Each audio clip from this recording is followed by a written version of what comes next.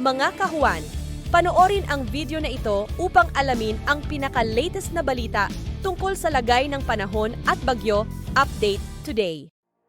Weather update po muna tayo ngayong araw ng Lunes, January 8, 2024. Sa unahin po muna natin yung mga weather systems na sa kasalukuyan ay patuloy nakakaapekto sa ating bansa.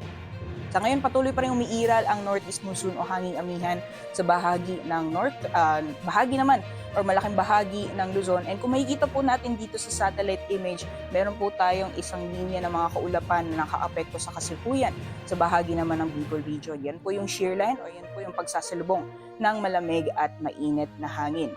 Samantalang sa nalalabing bahagi naman po ng ating bansa, magpapatuloy pa rin yung epekto ng easterlies o yan po yung maalinsangang hangin na nanggagaling sa dagat Pasipiko. So otherwise, besides po dito sa northeast monsoon, sa shear line pati na rin sa easterlies, wala naman po tayo namamataan na low pressure area o bagyo sa loob at labas ng ating Philippine Area of Responsibility na posibleng makaapekto sa anong bahagi ng ating bansa sa mga susunod na araw.